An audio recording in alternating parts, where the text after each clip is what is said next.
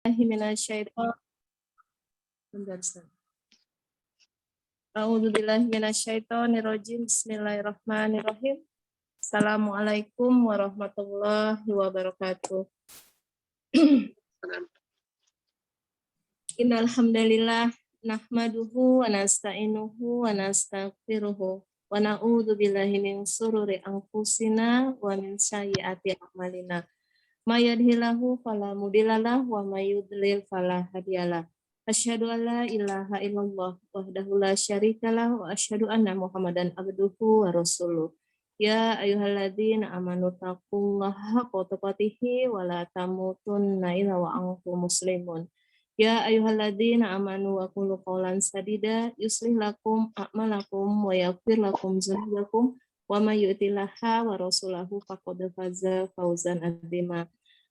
Teman-teman Ummahatus Sholihah, kajian kelas hadis Al-Lulu wal Marjan yang senantiasa dirahmati Allah Subhanahu wa taala.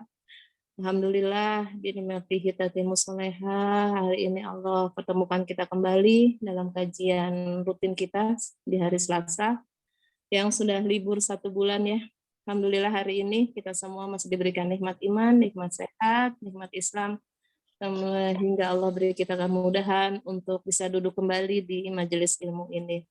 Salawat dan salam tak lupa kita haturkan kepada Nabi kita, Nabi Muhammad SAW, beserta keluarga, sahabat, dan para pengikutnya yang senantiasa istiqomah berjalan di atas sunnah-sunnah beliau hingga yaumil akhir.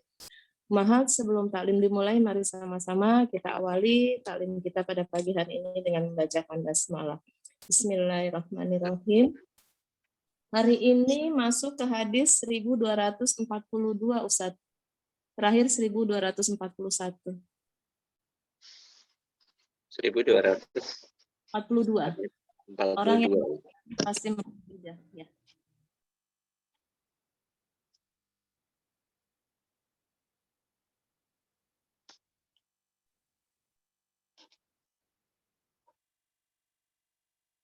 Ya, baik, Pak Mahan. Bismillahirrahmanirrahim. Assalamualaikum warahmatullahi wabarakatuh. Waalaikumsalam warahmatullahi wabarakatuh. Innal hamdalillah nahmaduhu wa nasta'inuhu wa nastaghfiruh wa na'udzu billahi min syururi anfusina wa min sayyiati a'malina.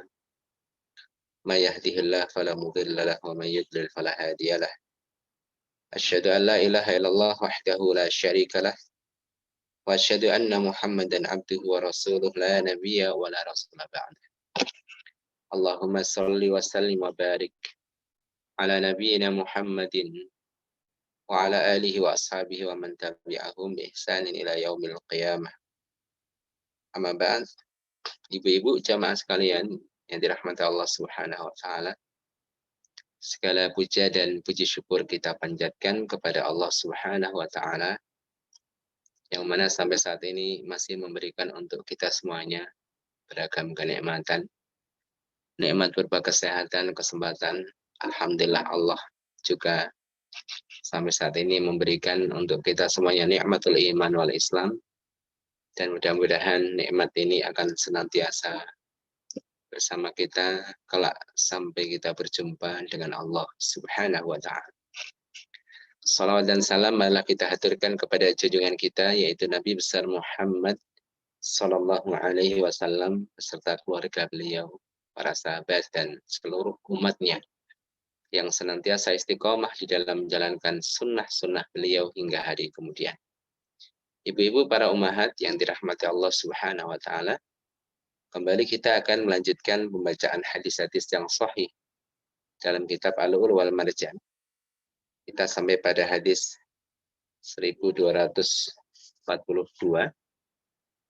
Tapi kita ulang dari 1241. Hadis sebelumnya kita baca lagi, ibu-ibu. Orang yang mati syahid pasti masuk surga. Hadis 1241. Hadis Jabir bin Abdullah. Qala rajulun lin Nabi sallallahu alaihi wasallam yauma Uhud. Ara'aita in qutiltu fa aina ana? Qala fil jannah. Fa'alqa tamaratin fi yadihi thumma qatala hatta qutil. Silakan dibaca Ibu. Bismillahirrahmanirrahim. Jabir bin Abdullah radhiyallahu anhuma berkata, pada perang Uhud, ada seorang laki-laki bertanya kepada Nabi Shallallahu Alaihi Wasallam, bagaimana jika aku mati terbunuh? Di manakah tempatku? Beliau menjawab, di surga. Mendengar itu, ia langsung melempar kurma yang ada di tangannya, kemudian berperang hingga terbunuh. Ya, salah satu peristiwa di perang Uhud ada seseorang yang bertanya kepada Nabi Muhammad SAW. Bertanya kepada beliau, bagaimana jika aku mati terbunuh? Itu mati terbunuh di medan Uhud. Kemudian Rasulullah SAW tempatmu di surga. Kemudian orang tersebut melemparkan korma yang ada di tangannya. Kemudian melemparkan korma yang ada di mulutnya juga.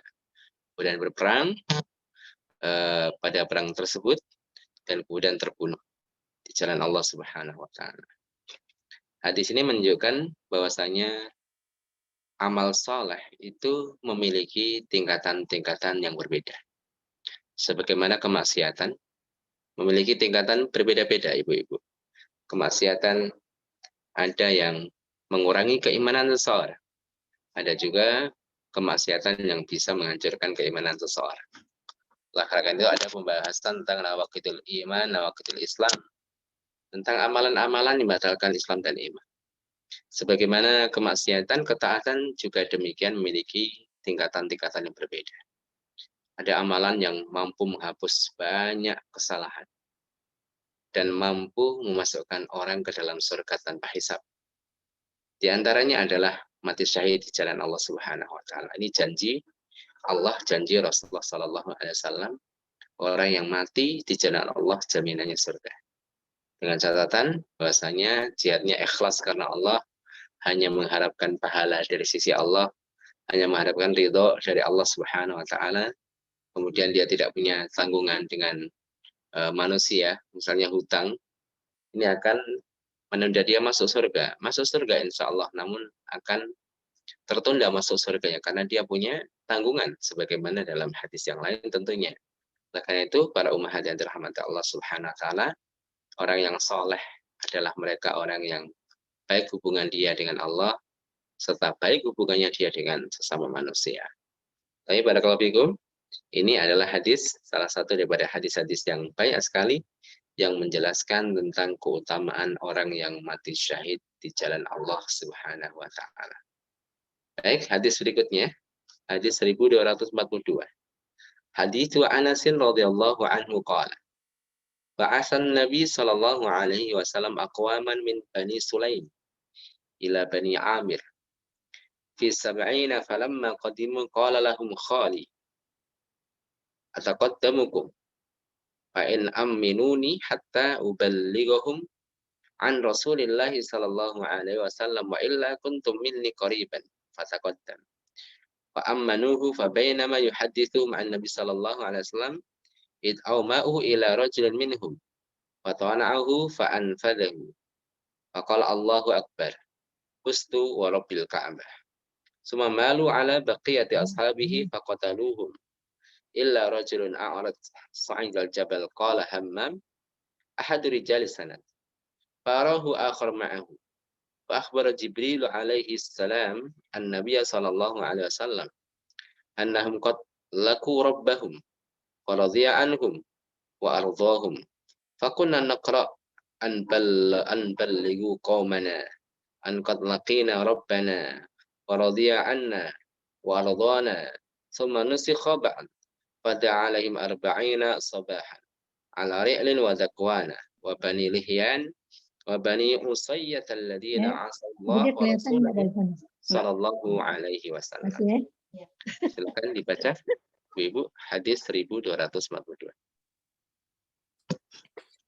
Bismillahirrahmanirrahim.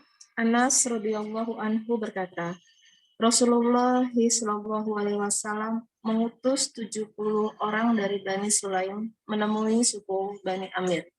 Sesampainya di sana, pamanku berkata kepada mereka, aku akan mendahului kalian seandainya mereka mengizinkanku menyampaikan pesan Rasulullah Shallallahu Alaihi Wasallam. Sementara itu, kalian harus berada di dekatku.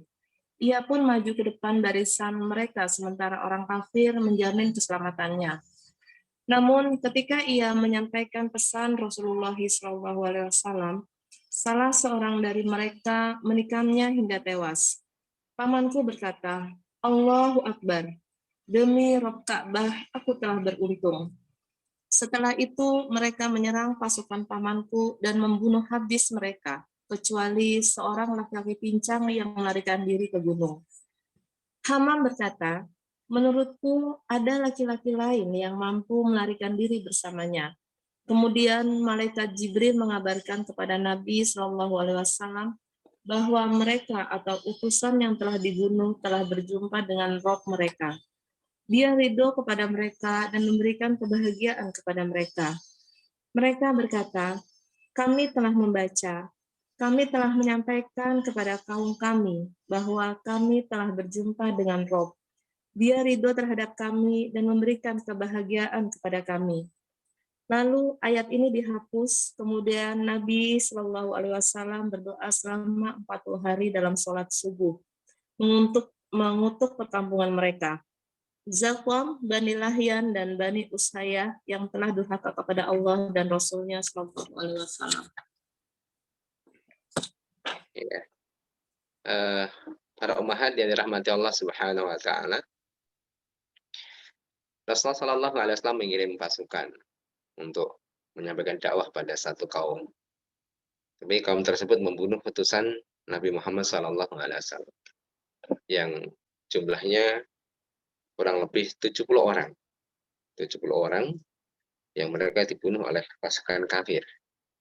Yang inti hadisnya adalah pada bagian akhir ya, ibu-ibu, yaitu orang-orang yang terbunuh di jalan Allah Subhanahu wa taala. Walaupun tentunya secara zahir ini menyedihkan, namun satu sisi memang membahagiakan bagi mereka orang-orang yang mendapatkan pahala syahid di jalan Allah. Seperti kita mendengar berita tentang misalnya kematian kaum muslimin di Palestina. Ini memang menyedihkan, namun satu sisi adalah kebahagiaan bagi mereka dan keluarganya. Karena menanti mereka pahala yang besar. Ya, pernah kami sampaikan juga kepada ibu-ibu sebuah hadis. Dan ini juga pernah kita baca hadisnya. Itu Jabir bin Abdullah. Jabir bin Abdullah radhiyallahu anhuma. Jabir ketika ayahnya meninggal, yaitu bernama Abdullah bin Haram pada perang Uhud, menjadikan Jabir sedih sampai kemudian Rasulullah Shallallahu Alaihi Wasallam menghibur Jabir dengan kabar dari Allah bahwasanya Abdullah bin Haram pada saat itu sedang berbicara kepada Allah secara langsung tanpa hijab. Karena kita meyakini ibu-ibu bahwasanya Allah Subhanahu Wa Taala itu bersemayam di atas arsy terpisah dengan kita dan tidak dilihat di dunia. Namun kita meyakini bahwasanya Allah akan dilihat di akhirat oleh mereka orang-orang yang diridhoinya. Lalu bagaimana Allah, ya karakter sifat yang ada pada Allah, tentunya ini kita serahkan kepada Allah Subhanahu wa taala. Termasuk di sini adalah Abdullah bin Haram. Dia berbicara dengan Allah secara langsung tanpa hijab. Kemudian Allah Subhanahu wa taala memberikan kesempatan kepada Abdullah bin Haram untuk meminta apapun. Ternyata orang yang syahid fisabilillah. Satu permintaan yang mereka inginkan adalah supaya dikembalikan ke dunia dan bisa berjihad kembali, kemudian terbunuh sebagai syahid fisabilillah. Bahkan menginginkan hal itu terjadi sebanyak 10 kali. Hal itu mereka inginkan karena betapa besarnya pahala syahid fisabilillah. Jadi bayangan yang mengerikan ataupun rasa sakit yang terbayang di mata mereka ketika terbunuh oleh musuh itu ternyata betul-betul tidak teringat oleh mereka ketika mereka melihat pahala yang sangat besar di sisi Allah Subhanahu wa taala. Akhirnya Allah Subhanahu wa taala menyampaikan bahwasanya sunnah ketetapan Allah tidak berlaku. Yang demikian itu karena orang yang sudah meninggal semua kembali kepada Allah dan tidak ada ruh yang kembali ke dunia. Tetapi memang mereka hidup di sisi Allah. Kemudian Abdullah bin Haram minta kabar gembira ini disampaikan kepada sahabat-sahabatnya yang masih tinggal tersisa di dunia. Wala tahsabannal ladzina qutilu fi sabilillahi amwata bal ahya'un 'inda rabbihim yurzaqun. Janganlah kalian menyangka orang-orang yang mati syahid di jalan Allah itu mati, tetapi mereka hidup di sisi Allah mendapatkan rezeki yang melimpah. Berbeda dengan orang yang mati biasa, tidak mati syahid, maka mereka ketika sudah masuk ke alam kubur, alam barzakh, mereka akan ditanya oleh Allah tentang 3 hal. Man rabbuka, siapa Rabbmu, wa man nabiyuka, siapa nabimu, wa ma dinuka, dan apa agama. Setelah itu mereka akan diperlihatkan tempatnya, yaitu tempatnya di surga, diperlihatkan. Yang kemudian mereka ditidurkan dan akan dibangkitkan ketika tiupan sangkakala yang kedua akan dibangkitkan. Tetapi orang-orang yang mati syahid mereka diletakkan di surga-surga Allah. Dalam sebuah riwayat mereka akan ditaruh di tembolok burung-burung hijau yang indah di surga. Mereka memakan dari buah-buah surga sekehendak mereka. Sehingga pada saatnya nanti mereka akan dikembalikan ruhnya, dikembalikan kepada jasadnya pada saat sangkakala yang kedua ditiup. Ini betul-betul hidup, Ibu.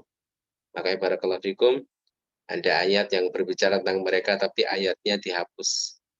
Tapi ada ayat yang semisal, yaitu bagaimana orang-orang yang mati syahid itu tidak mati sesungguhnya, namun mereka hidup di sisi Allah Subhanahu wa taala. Dan peristiwa ini menjadikan Rasulullah Shallallahu alaihi wasallam berdoa melaknat mereka, para kabilah yang membunuh utusan tersebut. Memang satu sisi menggembirakan ya ibu-ibu dengan kematian syahid bagi saudara kita, tapi bagi orang-orang yang hidup tentu ini menyedihkan dalam urusan dakwah dan jihad. Kematian saudara kita menyedihkan, sampai-sampai Rasulullah Shallallahu alaihi wasallam mendoakan kepada mereka setiap subuh kunut, doa kunut selama 40, dalam riwayat selama 1 bulan, 40 hari. Berdoa minta pada Allah untuk kehancuran mereka. Ini doa kunut.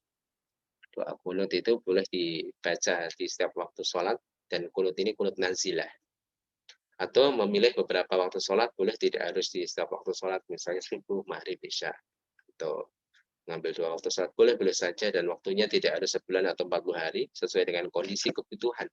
Boleh lebih cepat, atau mungkin lebih lama ya.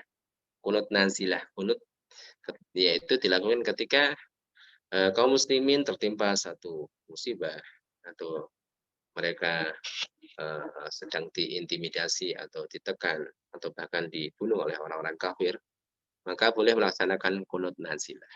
Kunut ada beberapa macam ya Ibu. Di antaranya ada kunut witir. Witir itu ada kunutnya ya. Kemudian ada kunut subuh. Ini yang menjadi pro kontra perbedaan pendapat para ulama. Madhab Imam Syafi'i, madhab Imam Malik mengatakan disunahkan untuk kunut subuh. Ya, kemudian Imam Ahmad mengatakan makruh. Kalau Imam Abu Hanifah mengatakan bid'ah mungkar. Satu bid'ah yang mungkar, yang tidak dikenal sebelumnya. Ini perbedaan para ulama. Masing-masing memiliki dalil. Bahkan Al-Imam Ibnu Qayyim Al-Jauziyah mendukung adanya kunut subuh. Ala kulli hal, ini perbedaan pendapat dalam ranah wilayah fiqhiyah yang tidak menjadikan orang itu keluar dari ahli sunnah. Ini harus kita pahami ibu-ibu. Ini menjadi perbedaan para ulama. Sudah lama sekali. Sudah dibahas oleh para ulama. Dan perbedaan seperti ini paling nanti dikaji mana yang lebih kuat dan mana yang lemah dari dua pendapat ini. Apakah disyariatkan atau tidak. Tapi ini sudah dibahas oleh para ulama. Dan perbedaan dalam hal ini tidak masuk antara orang itu ahli sunnah atau tidak. Tapi kuat atau tidak pendapat tersebut. Barakallahu fikum para umahat yang dirahmati Allah Subhanahu wa taala. Intinya hadis ini sama dengan hadis sebelumnya, bahwasanya orang yang mati syahid di jalan Allah langsung masuk surga. Walaupun masuk surganya ya belum sempurna. Ketika mati itu belum sempurna Ibu, karena orang yang masuk surga secara sempurna adalah Nabi Muhammad dahulu yang pertama kali. Jadi dalam surat Az-Zumar di ayat-ayat terakhir ketika menceritakan tentang penduduk neraka dan penduduk surga. Penduduk neraka dikirim ke neraka, wasiqal ladzina kafaru ila jahannam zumara. Dan orang-orang kafir digiring kepada neraka dalam keadaan bergolong-golongan, rombongan zumara. Hatta idza ja'uha futihat abwabuha. Ketika mereka sampai pada neraka langsung dibuka pintunya. Tetapi kalau orang-orang bertakwa kepada Allah, wasiqal ladzina taqaw rabbahum ilal jannati zumara, yaitu orang-orang bertakwa kepada Allah digiring kepada surga, menuju surga rombong-rombongan. Hatta idza ja'uha wa futihat abwabuha, dan ketika mereka sampai pada pintunya, kemudian baru dibuka pintunya. Ketika mereka sampai surga baru dibuka pintunya. Karena yang berhak dibukakan pertama kali adalah Rasulullah. Rasulullah sampai ke surga, kemudian pintunya dalam keadaan tertutup, kemudian Rasulullah minta dibukakan, penjaga surga bertanya, siapa engkau? Aku Muhammad Rasulullah. Kemudian malaikat mengatakan, sungguh untukmu aku diperintahkan untuk membukanya. Jadi kalau ada pertanyaan, orang-orang yang mati syahid masuk surga langsung, katanya yang masuk surga pertama kali Rasulullah, maka kita katakan orang-orang mati syahid belum sempurna masuk surganya. Mereka berada di tembok-tembok burung hijau, tidak menikmati secara langsung, ya.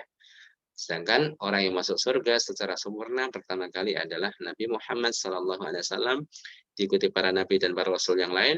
Kemudian setelah nabi dan rasul selesai masuk surga, umat yang pertama kali diizinkan masuk surga adalah umat Rasulullah SAW. Baik, kita lanjutkan para umat. Hadis 1243. Orang yang berperang untuk meninggikan kalimat Allah berarti ia berada di jalan Allah.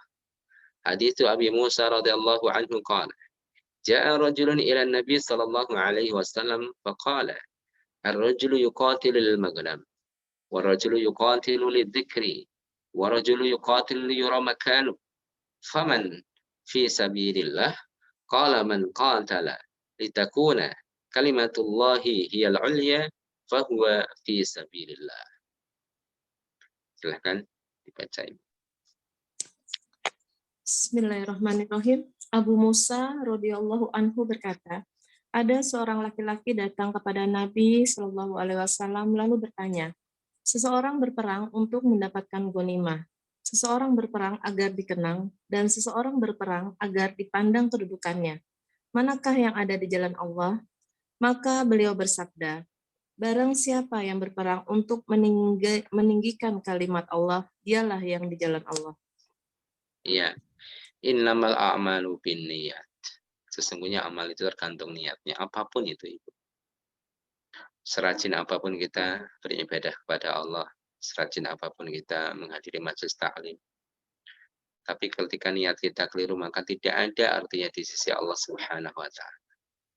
Karena sesungguhnya diri kita itu terdiri dari dua komponen.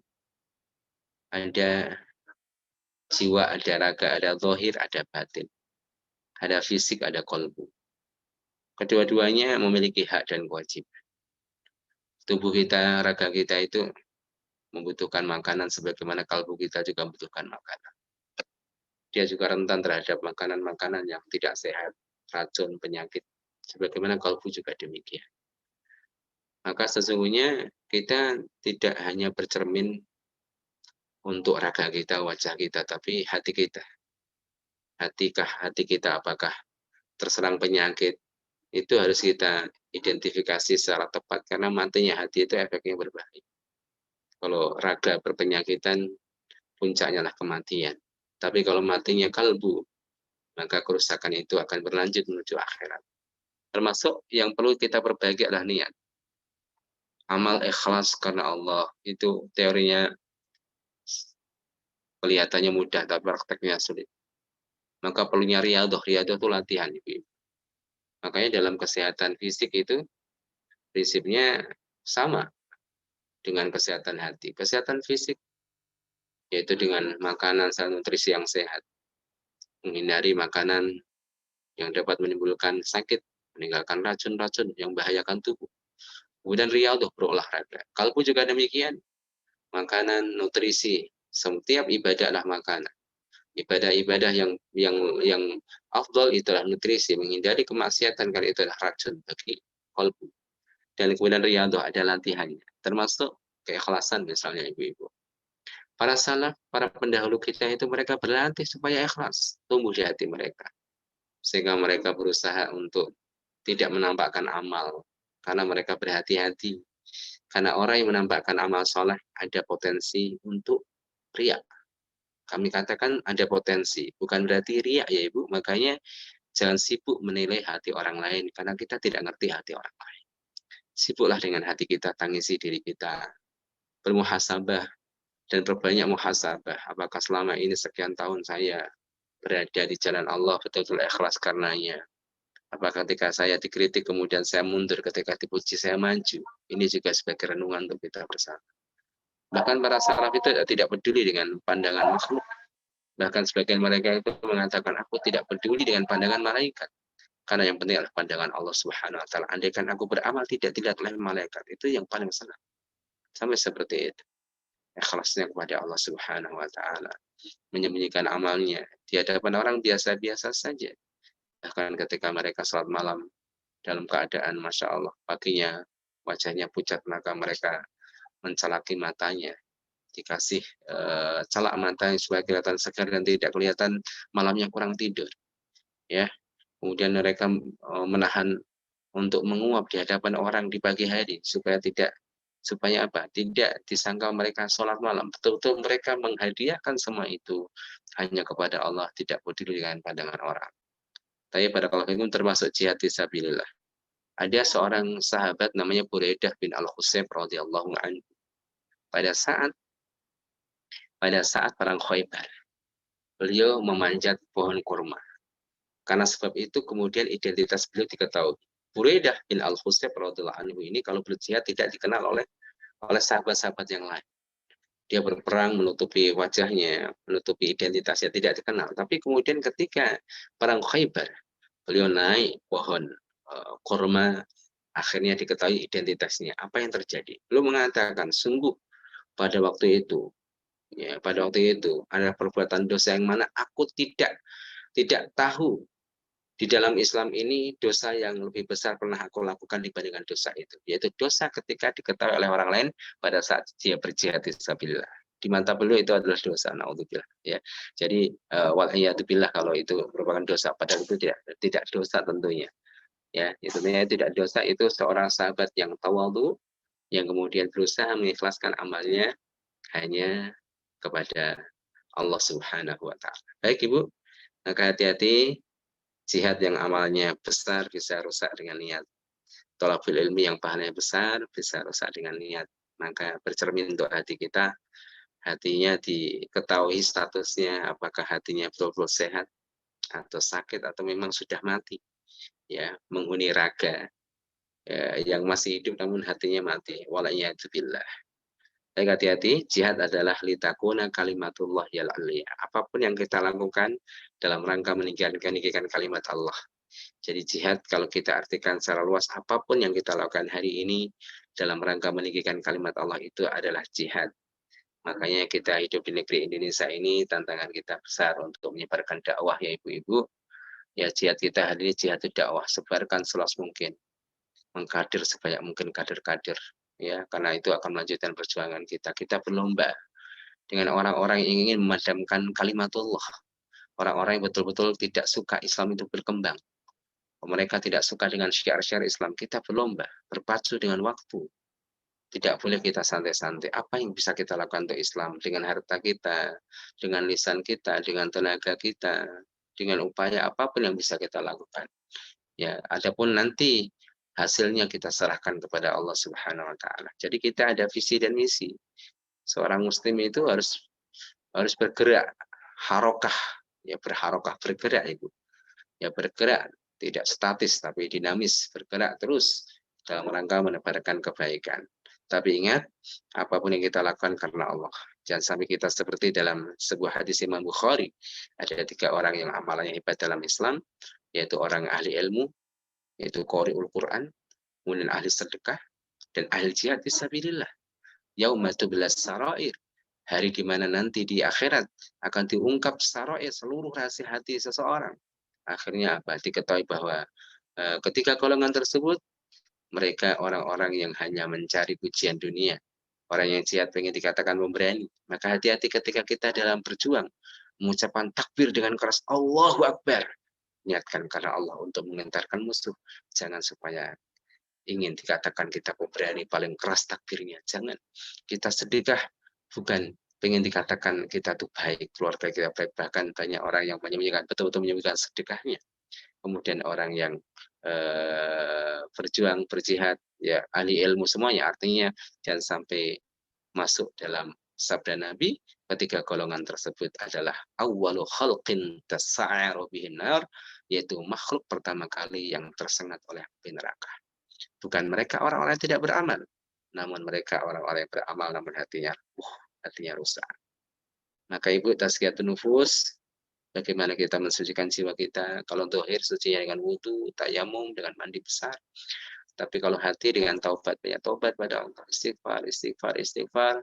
Kita minta ampun pada Allah dari dosa hati yang kita sadar ataupun kita tidak sadari. Kadang-kadang hati kita berbicara yang kita tidak pahami, padahal pembicaraan hati tersebut adalah dosa. Ya, ketika hati menggerutu, menghilangkan kesabaran. Ketika hati itu kufur, maka itu menghilangkan rasa syukur kita kepada Allah. Ketika hati kita ada rasa tidak suka kepada saudara kita, seorang muslim, ketika saudara kita mendapatkan nikmatan, itulah ghil, hasad, iri, dan dengki yang dapat memakan kebaikan-kebaikan kita. Baik ibu, jangan hanya fokus dengan yang dohir. Apa yang dohir itu tidak mewakili 100%. Tidak mewakili 100%. Kadang mewakili, ya terkadang ada sebagian orang yang hanya menampilkan covernya saja. Tapi kita seorang muslim, perhatikan, karena setiap ibadah itu kalau kita renungkan, kita pahami, kita tadabbur ayat-ayatnya, hadis-hadisnya, tidak ada satu ibadah kecuali melibatkan hati. Ya, puasa la'allakum tattaqun, supaya kalian bertakwa. Rasulullah mengatakan dalam hadis yang lain, at-taqwa hahuna, takwa di sini, sambil menyentuh dadanya, takwa itu di sini. Maka orang yang tidak melibatkan hati dalam amal ibadah, maka hasilnya nol. Orang yang sholat tidak melibatkan hatinya, tidak khusyuk, maka di hari kiamat akan ditolak amalnya, dikembalikan sholatnya itu seperti kain, ya kain yang lusuh dilemparkan ke wajahnya. Ya, walaupun hadis ini dipermasalahkan sebagian ulama, tapi sebagai gambaran bahwasanya orang yang tidak melibatkan hati akan rugi. Baik, apakah jihad itu?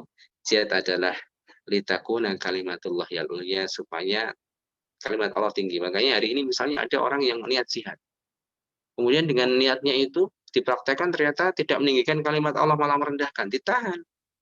Berarti tidak cocok. Rasulullah tidak menggunakan jihad fisik di saat di Mekah. Ya, kenapa? Karena belum cocok. Tidak menjadikan kalimat Allah tinggi, malah tambah parah nantinya. Sehingga jihad secara fisik pun harus dilihat kondisinya, dilihat keadaannya, dilihat tempatnya, apakah itu akan menjadikan kalimat Allah tinggi atau sebaliknya. Baik, kita lanjutkan ibu-ibu, hadis 1244. Hadis Abi Musa qala, ja'a rajulun ila Nabi sallallahu alaihi wasallam faqala ya Rasulullah mal qitalu fi sabilillah fa inna ahadana yuqatilu ghadaban wa yuqatilu hamiyatan. Farafa'a ilaihi ra'sah qala wa ma rafa'a ilaihi ra'sahu illa annahu kana qa'ima. Faqala man qatala litakuna kalimatullahi al-ulya fa huwa fi sabilillah. Silakan dibaca.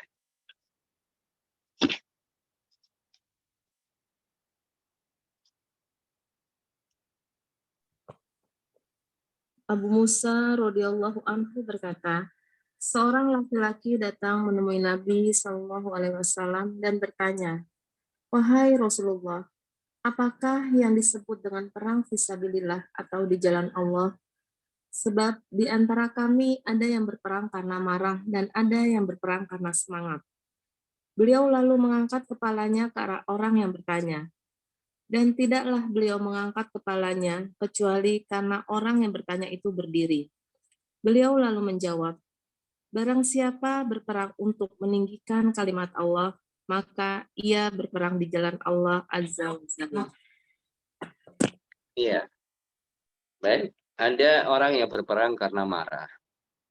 Ada orang yang berperang karena fanatisme, hamiyah. Ya, hamiyah, jahiliyah, fanatisme. Karena semangat, ya, semangat diganti Ibu terjemahannya. Dapat Ibu? Sebab di antara kami ada yang berperang karena marah dan ada yang karena semangat. Karena semangat ini diganti karena fanatisme golongan. Ya. Jadi tidak semua orang yang berperang itu mendapatkan keutamaan kecuali mereka yang dirahmati oleh Allah, diberikan niat yang tulus. Jadi di antara rahmat Allah itu orang dikasih niat yang lurus itu. Itu rahmat Allah. Dijadikan hatinya itu betul-betul lurus karena Allah Subhanahu wa taala. Makanya itu adalah sebagai tanda cinta Allah. Dimudahkan orang untuk beramal baik amal hati atau amal fisiknya. Kalau ada sebagian orang kemudian sulit beramal baik fisiknya atau kalbunya, maka itu tanda-tanda Allah Subhanahu wa taala tidak mencintai. Maka di antara rahmat Allah dijadikan seseorang itu ikhlas hatinya. Itu rahmat Allah juga. Jangan sampai kemudian orang menyangka bahwasanya dirinya ikhlas itu ya karena dirinya. Tidak, itu semua karena Allah, karena bimbingan Allah Subhanahu wa taala. Hadis ini memperkuat hadis sebelumnya bahwasanya jihad itu ada jihad dohir, ada jihad batin. Jihad dohir itu artinya ya orang berperang gitu. Semuanya jihad, tapi batin yaitu tergantung batinnya. Kalau batinnya lurus, maka sungguh dia telah melakukan jihad yang sesungguhnya. Kalau tidak, ia hanya melakukan jihad secara dohir. Hanya melakukan jihad secara dohir. Maka hukuman hati itu kita serahkan kepada Allah Subhanahu wa taala. Kita tidak boleh suudzon. Melihat orang beramal soleh, jangan suudzon. Kalau kita melihat orang berbuat maksiat, maka diingatkan. Kalau kelihatan sepertinya berbuat maksiat, maka tabayun. Itu kan tugas kita seperti itu, ini simpel. Ada saudara kita yang berbuat kebaikan, jangan suudzon. Ya, jangan suudzon. Misalnya ada orang yang bersedekah disampaikan dengan jumlah yang besar. Alhamdulillah ada orang-orang Islam yang dermawan. Ya. Hari ini misalnya orang mengumpulkan sedekah, alhamdulillah ada saudara kita yang mewakili kita mengumpulkan sedekah donasi untuk saudara-saudara kita di bumi lain misalnya. Kita tidak bersuudzon. Kalau kemudian kita melihat saudara kita berbuat kemungkaran, maka kita ingkari sesuai dengan urutan-urutannya. Ya, dengan tangan, dengan lisan, dengan hati, walaupun secara praktek itu tidak dengan tangan langsung, tapi dengan lisan. Karena kalau dengan tangan langsung, itu yang muncul kemudaratan. Artinya hadis tersebut bukan terbalik, tetapi memang tergantung kondisinya terkait dengan masalah dan mudarat. Rasulullah pernah bertemu dengan laki-laki yang memakai gelang kuningan. Rasulullah bertanya, "Mahadihi, ini apa?" "Minal wahinah." Ini adalah gelang untuk menolak penyakit. Kemudian Rasulullah mengatakan, "Insi'ha," lepas itu, "Insi'ha fa innaha la taziduka illa wahnan." Karena sesungguhnya gelang ini tidaklah menambah untuk dirimu kecuali kelemahan dan penyakit. Orang malah tergantung dengan benda. Ya. Fa innaha la mutta wa hiya 'alaika ma aflahta abadan. Andaikan gelang itu masih bersamamu dan kamu mati dalam keadaan seperti itu, kamu tidak akan beruntung selama-lamanya. Menegakkan hujah. Kalau kemudian orang terlihat berbuat maksiat, jangan buru-buru menghakimi. Misalnya kita telepon sama seseorang, kemudian dalam telepon terdengar suara apa gitu ya. Jangan kemudian menghakimi, ini kamu di mana? Kamu di diskotik atau apa? Oh, ternyata dia dalam bus misalnya. Ya, yang ada musik-musik atau apa. Kita nggak ngerti, nggak boleh. Atau seseorang berjalan dengan seorang wanita yang tidak dikenal. Seorang laki-laki berjalan dengan seorang wanita. Jangan seudon dulu, tapi tabayun. Wanita itu sebenarnya bukan istrinya, tapi kita nggak ngerti. Ya, oh, siapa dia, bisa jadi mahramnya. Atau istrinya yang lain, kita tidak tahu. Makanya prinsipnya 3 ya ibu-ibu. Pertama, kewajiban kita itu husnudon, bukan suudon. Ya suudon itu nggak ada manfaatnya. Suudon itu kalau kalau salah jelas dapat dosa.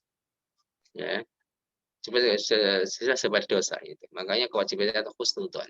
Kemudian yang kedua, amar ma'ruf nahi mungkar sebagai bentuk cinta kita kepada saudara kita, mengingatkan kalau salah. Ketika tabayun untuk sesuatu yang belum jelas, tabayun.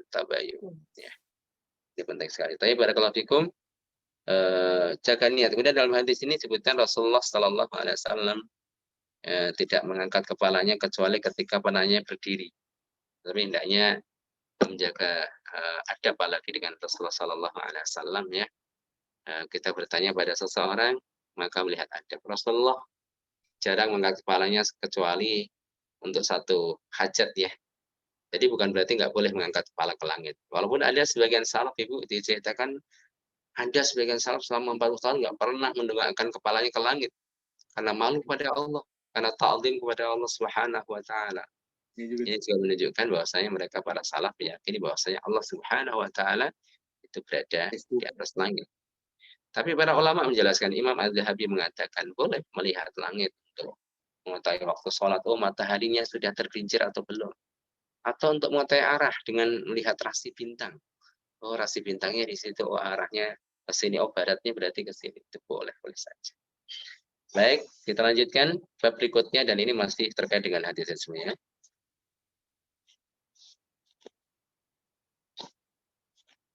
Hadis 1245.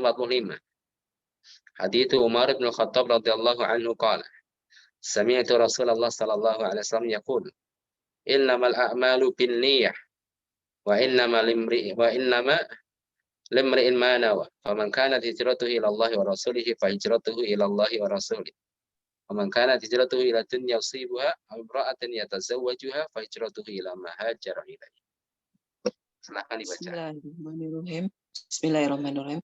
Umar bin Khattab radhiyallahu anhu berkata, aku mendengar Rasulullah SAW bersabda, sesungguhnya amal itu tergantung niat dan setiap orang akan mendapatkan apa yang niatkan. Barang siapa niat hijrahnya kepada Allah dan Rasulnya, maka hijrahnya kepada Allah dan Rasulnya. Dan barang siapa niat hijrahnya kepada dunia yang ingin ia raih atau wanita yang ingin ia nikahi, maka hijrahnya kepada apa yang ia niatkan itu. Ya, hadis ini sangat familiar di telinga kita ibu-ibu. Innamal a'malu binniyat. Amal itu tergantung niatnya. Tergantung niatnya sah dan tidaknya. Amal itu tergantung niatnya. Orang misalnya apa ya? Melakukan sesuatu tapi niatnya keliru maka tidak sah, ya. Tidak sah. Ataupun ketika orang misalnya waktu duhur masuk dia bangun tidur, dia sholatnya niatnya asar, maka nggak sah.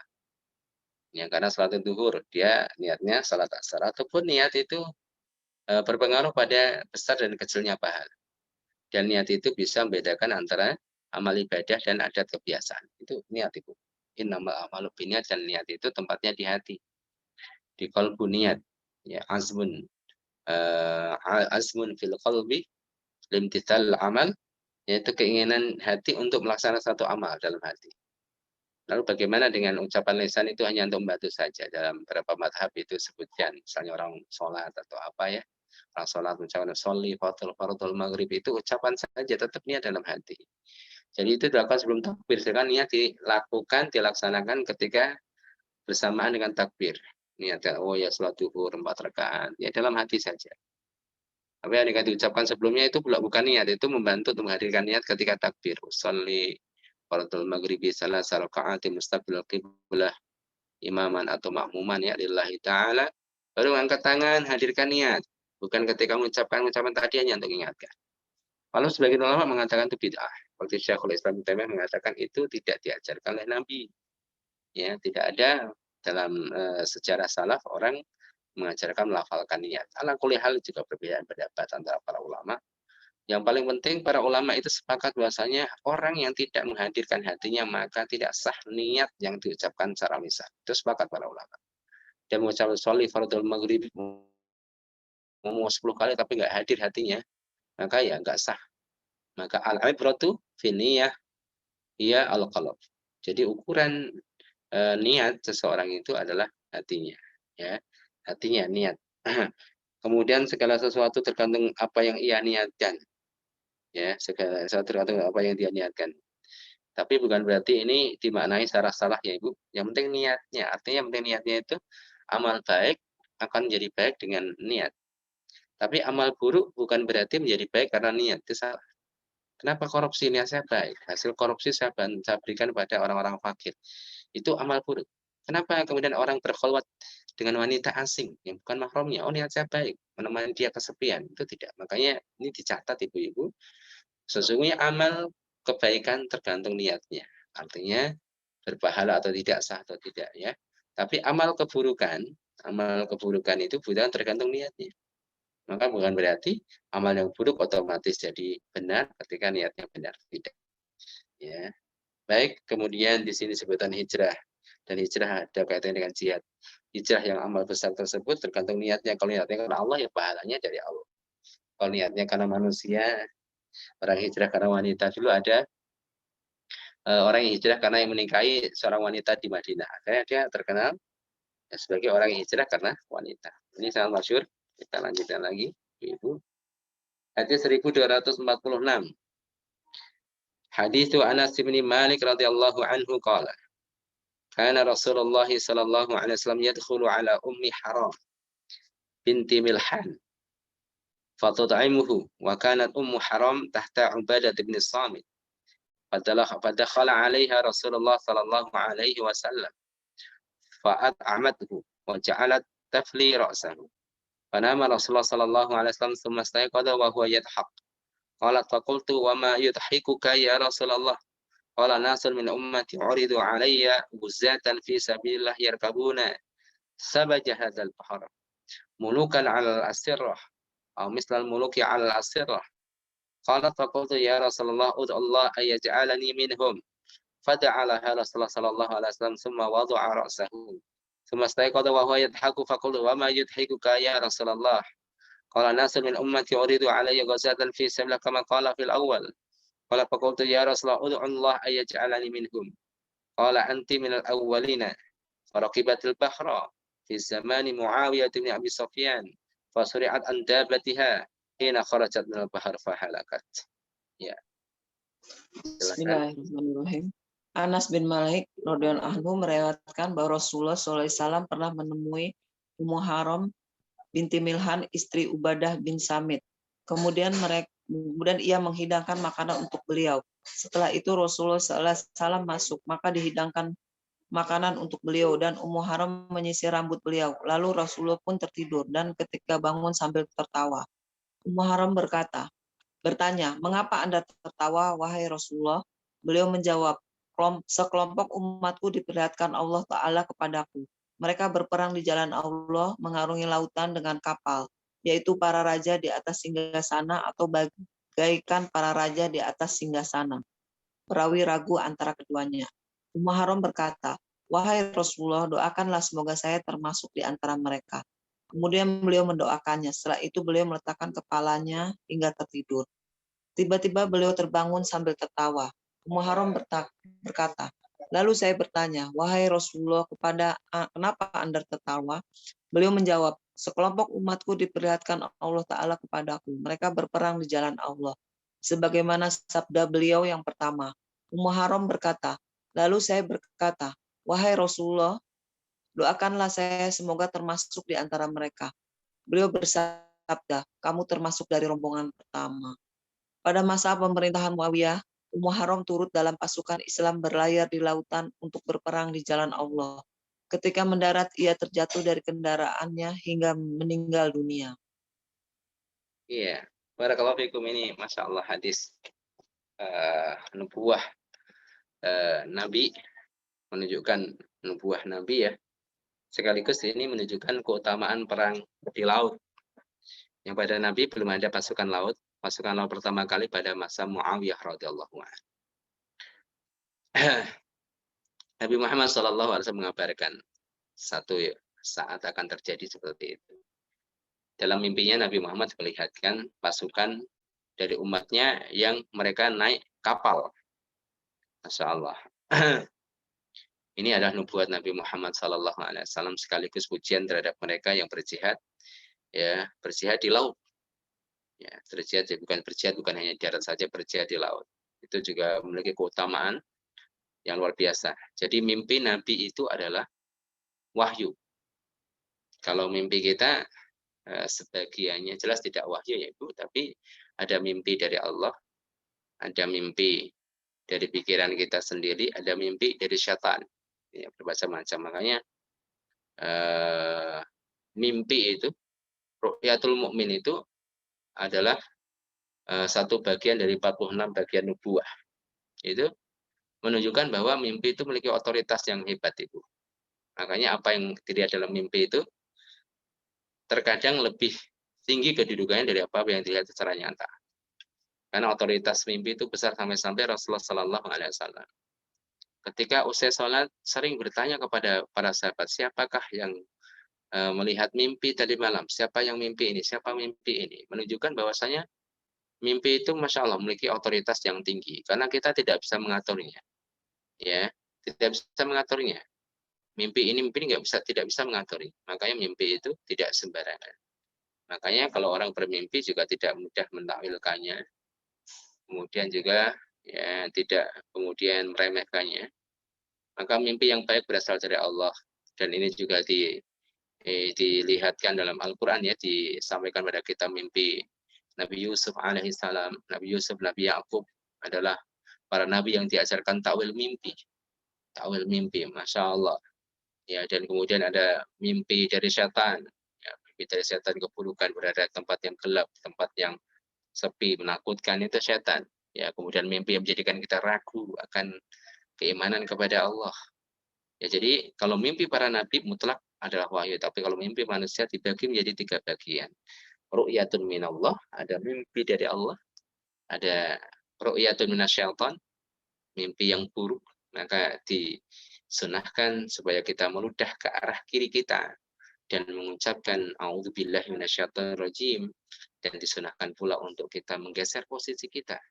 Ya, posisi kita atau bantalnya digeser, itu syariat dari Nabi kita Muhammad SAW. Jadi setan juga bermain di mimpi manusia.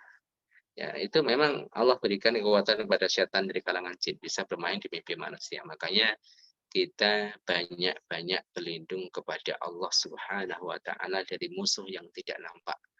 Kalau musuh yang nampak, ya terkadang mendingan, walaupun terkadang juga lebih bahaya. Karena kalau yang tidak nampak itu bahaya dalam satu sisi, namun yang nampak juga lebih bahaya dalam satu sisi. Kalau setan yang tidak nampak dibacakan ayat kursi, kabur mereka. Tapi setan yang nampak ketika dibacakan ayat kursi, mereka nggak takut, bahkan mungkin lebih hafal daripada kita. Ya, sehingga ada sebagian orang yang mendapatkan predikat hafal Al-Quran atau ulama, tapi ternyata ya bukan membela orang-orang saleh, namun lisannya dan kakinya berpijak bersama orang-orang ahli batil, mengurangi orang saleh. Kemudian Haram di sini istrinya Ubadah ibnu Samit radhiyallahu an. Itu dinubuati oleh Nabi. Jadi ketika mendengar kalimat yang baik itu, mereka, ya para sahabat, semangat. Haram mendengar Nabi menceritakan seperti itu, minta, ya Rasulullah, jadikan aku seperti mereka, mengambil peluang secara cepat. Sebagaimana Rasulullah SAW dalam hadis yang lain mengisahkan tentang umat Nabi Muhammad yang begitu besar, dan di antara mereka ada 70.000 orang masuk surga tanpa hisab. Kemudian seketika berdiri siapa? Uqasyah bin Muhsan. Uqasyah bin Muhsan radhiyallahu an. Ya Rasulullah, doakan aku menjadi bagian dari mereka. Rasulullah mengatakan, anta minhum, kamu bagian daripada mereka. Faqala rajulun akhar, kemudian berdiri seseorang yang lain, kemudian meminta seperti permintaan Uqasyah. Apa jawaban Nabi? Sabaqaka biha Uqasyah, Uqasyah telah mendahulimu. Jadi harus mengambil kesempatan, ya ibu-ibu, jangan ditunda-tunda. Rasulullah berpesan kepada umat, idza asbahta fala tantadiril masa wa idza amsayta fala tantadiril sabah. Kalau kamu berada di pagi hari, jangan tunda amalmu sampai sore hari. Kalau kamu berada di sore hari, jangan tunda amalmu sampai pagi hari.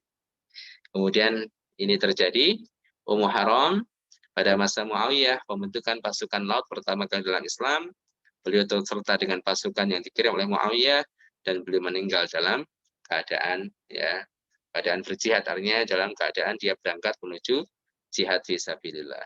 Ini nubuat Nabi, anti minhum.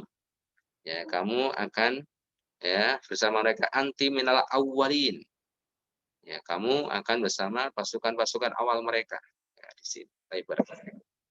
Kita lanjut para umat. Hadis 1247, keterangan tentang mati syahid. Hadis Abi Hurairah. Anna Rasulullah sallallahu alaihi wasallam qala, bainama rajulun yamshi bi tariqin wajada ghusna shaukin 'ala tariq fa akhrahu fa syakarahu Allah lahu fa ghafara lahu thumma qala asy-syuhada khamsah al-mat'un wal mabtun wal ghariq wa sahibul hadm wasyahidu fi sabilillah. Ya, silakan. Bismillahirrahmanirrahim. Abu Hurairah radhiyallahu anhu meriwayatkan bahwa Rasulullah SAW bersabda, ketika seorang laki-laki berjalan di sebuah jalan, ia menemukan dahan berduri, lalu menyingkirkannya. Allah pun berterima kasih kepadanya dan mengampuni dosanya. Kemudian beliau bersabda, orang yang mati syahid itu ada 5. Orang yang mati karena penyakit kusta, orang yang mati karena sakit perut, orang yang mati karena tenggelam, orang yang mati karena tertimpa reruntuhan, dan orang yang terbunuh di jalan Allah. Iya.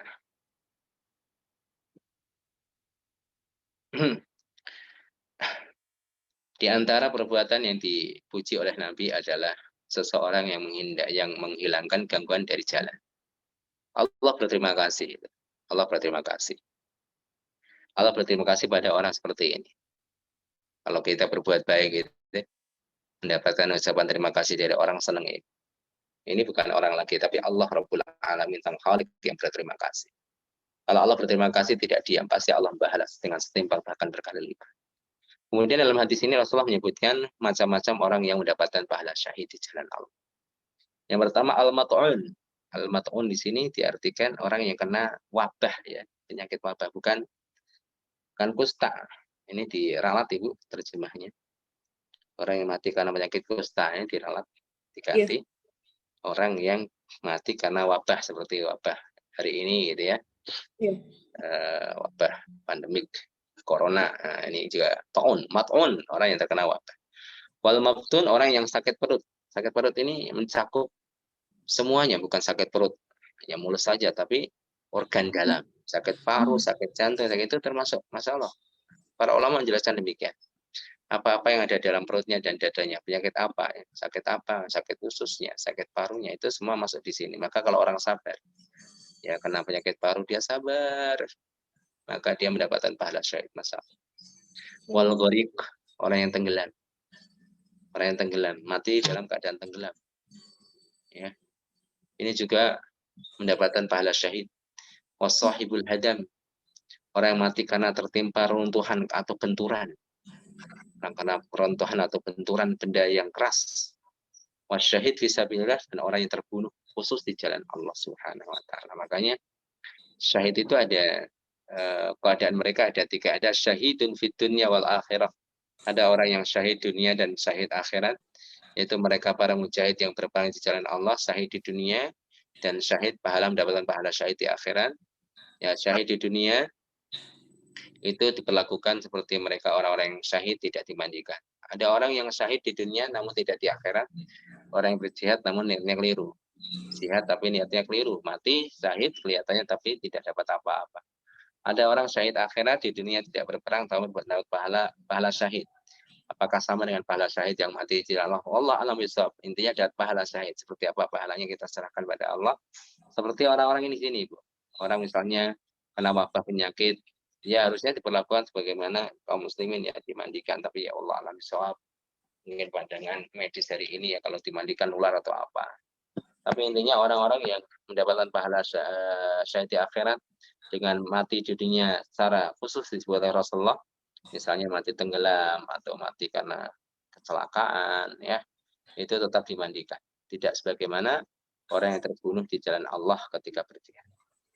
Baik, hadis berikutnya ibu-ibu 1248. Hadis Anas bin Malik radhiyallahu anhu. An Nabi sallallahu alaihi wasallam qala, at-ta'unu syahadatun likulli muslim. Ya. Bismillahirrahmanirrahim. Anas bin Malik radhiyallahu anhu meriwayatkan dari Nabi SAW, beliau bersabda, wabah taun itu kesahitan bagi setiap muslim. Iya, taun wabah ya. Ya, taun wabah itu ada yang ringan, ada yang berat tentunya. Pada zaman Umar itu berat sampai orang kena virusnya itu 3 hari meninggal, kadang sehari meninggal. Badannya biru-biru dan ada pembengkakan di lipatan-lipatan tubuhnya, badannya biru. Kalau taun hari ini, wabah corona ya nggak sehebat dulu ya. Ya, karena hari ini media itu ya semua kondisi itu dikendalikan media. Ala kulli hal, ya kita tidak meremehkan, tapi kita tidak paranoid. Semua penyakit Allah yang menurunkan, Allah yang berikan, Allah yang memberikan obat. Ya, cuma hari ini sebagian orang terlalu ketat, ada sebagian orang terlalu meremehkan. Khiyarul umur awsatuha, sebaik-baik perkara adalah pertengahannya. Ini sebaik-baik perkara pertengahannya. Penyebab kematian banyak, bukan hanya wabah corona aja. Ya. maka ya tetap kita usaha sebagaimana ya manusia kita menghindari penyakit, menghindari virus ya. Tapi ya kita harus tetap bernalar dengan nalar yang sesuai dengan seorang muslim, ajaran Rasulullah dan ajaran Allah Subhanahu wa taala. Kadang-kadang orang itu ya tidak konsisten. Ala kulli hal, kalau saya pribadi ya pertengahan saja ibu-ibu. Penyakitnya ada orang yang sudah meninggal ada, tapi kemudian jangan sampai ya seakan-akan penyakit ini paling besar, ternyata ada penyakit lebih besar juga ya. Jangan-jangan ini bukan hanya perkara yang sifatnya medis tapi politis, makanya menghentikan corona ini ya dengan dua cara, secara medis ditangani, secara politis juga ditangani ya, jangan sebagai alasan misalnya karena corona nggak jadi haji, karena corona atau karena dananya kita nggak ngerti. Jadi menjadikan corona sebagai ajang politik. Ala kulli hal, Allahu alimun, Allahu basir, Allah maha melihat, Allah maha mengetahui.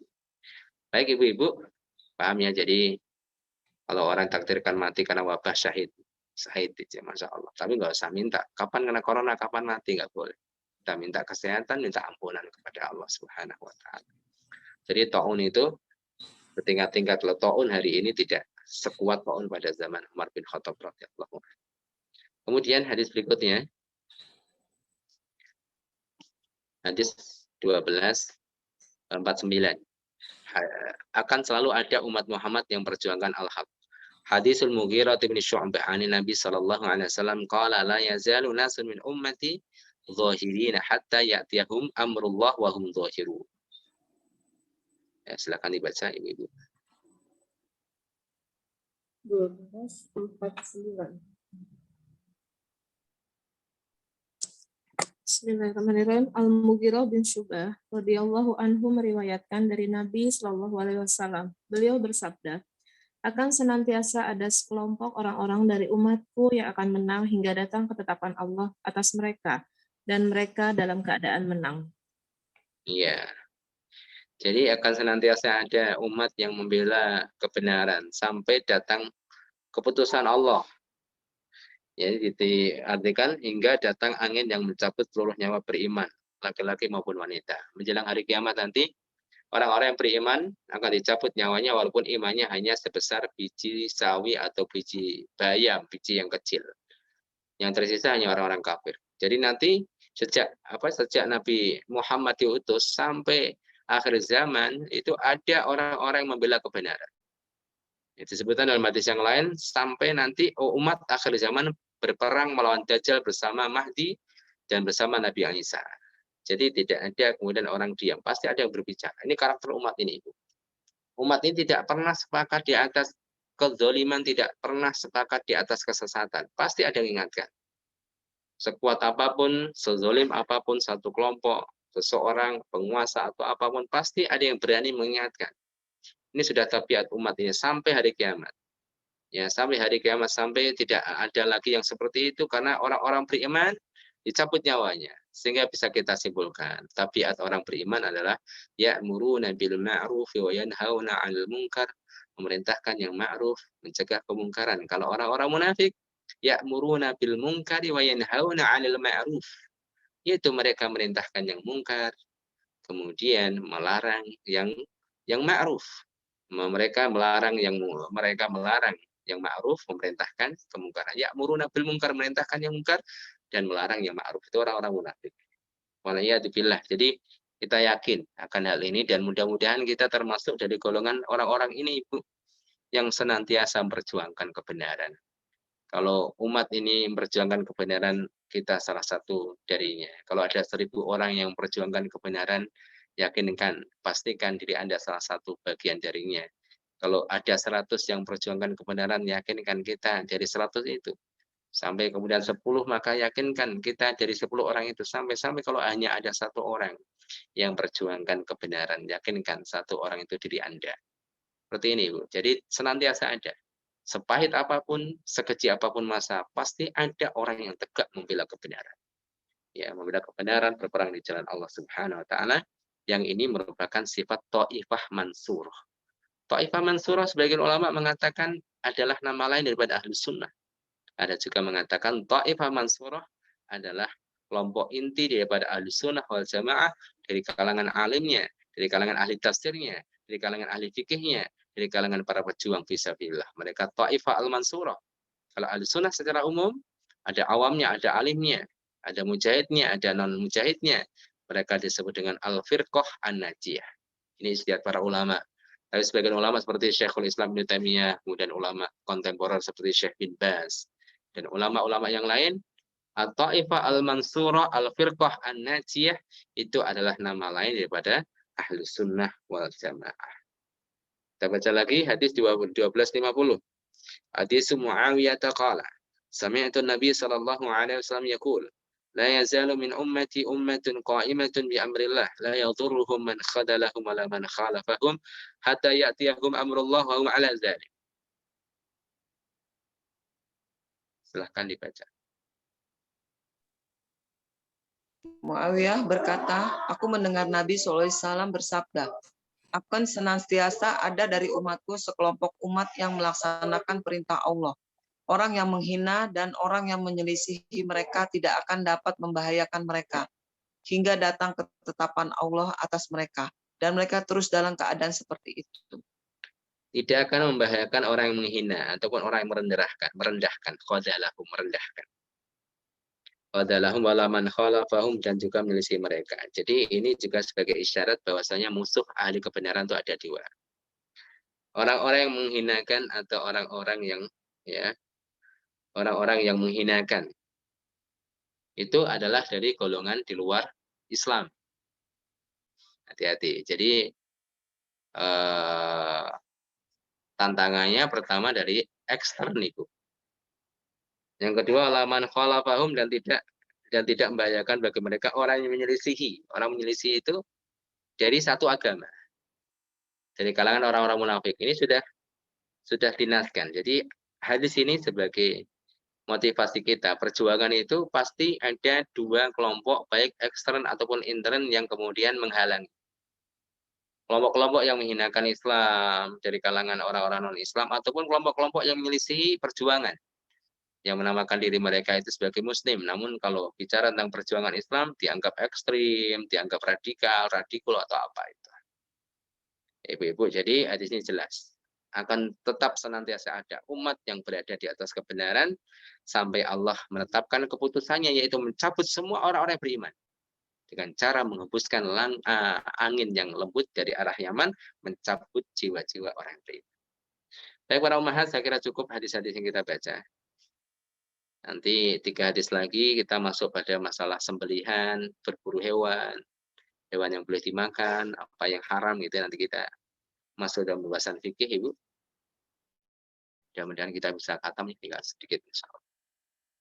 Kita tutup, mungkin ada tanya jawab, kami bersilakan. Baik, alhamdulillahirabbil alamin. Jazakallahu fiik. Untuk Ustaz Aki wa barakallahu fikum.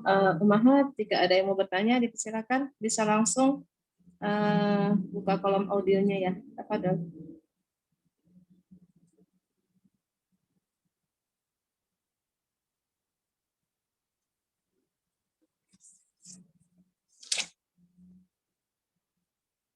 Ada yang mau bertanya dipersilakan. Ustadz, saya mengulang hadis 1247 ya Ustadz. Syahid ada 2, syahid di dunia dan di akhirat Ustadz. Jika di dunia itu yang tidak dimandikan, hadis 1247. Ya. Kan syahid ada 2, di dunia dan di akhirat. Kalau di dunia itu yang tidak dimandikan ya Ustadz, sedangkan di akhirat dimandikan. Tidak seperti itu, Ibu. Gimana Ustadz? Syahid, Tadi agak blank nih, yang 1247. Ada tiga. Pertama, syahid dunia akhirat. Syahid dunia akhirat adalah mereka orang-orang yang mati ketika berperang di jalan Allah ya. Dia mendapatkan dia mendapatkan syahid dunia dan syahid akhirat. Syahid dunia artinya orang seperti ini tidak dimandikan. Dia dikafani dalam pakaian yang ia pakai. Iya. Ya. Seperti itu. Kemudian di akhirat dapat pahala syahid, maka dia syahid dunia, syahid akhirat. Yang kedua, syahid dunia namun tidak syahid akhirat. Siapa syahid mereka? Mereka adalah orang yang berjuang di jalan Allah namun bukan karena Allah. dunia. Yaitu dia mati syahid dianggap syahid, tidak dimandikan, tapi di akhirat tidak dapat pahala syahid, hanya dapat kesaksian di dunia saja. Yang ketiga, tidak syahid dunia namun syahid di akhirat. Maksudnya di dunia seperti orang misalnya mati tenggelam, tetap kan dia dimandikan, ya, dilepas pakainya, diganti kafan, gitu kan. Jadi dia tidak dihukumi syahid dunia karena diperlakukan seperti jenazah kaum muslimin yang lain, tapi di akhirat mendapatkan pahala syahid. Itu pemahamannya, Bu. Ya. Ya. Baik. Ya Ustaz, alhamdulillah selesai. Teman-teman ada yang mau bertanya lagi, dipersilakan.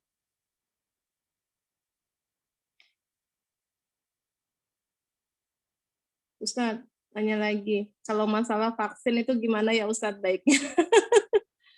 Ya, ditanyakan ke ahlinya aja Ibu. Takutnya salah pendapat saya. Kalau saya belum vaksin nih. Saya juga belum sih. Kita lihat kondisi dulu ya. Kalau baik tanyakan ahlinya dan informasi yang benar. Nanti kalau Ustadz nggak ahlinya takutnya salah. Nanti kalau ngomong ini konspirasi, datanya seperti apa, kan takut salah ya. Jadi baik-baik tanyakan ahlinya, gitu.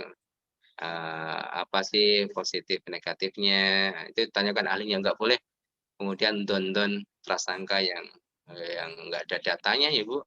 Takutnya nanti diketawain kita. Kalau misalnya nggak diwajibkan ya itu kembali pada masing-masing. Khawatirnya memang diwajibkan dan setiap satu proses harus butuh itu butuh repot kan.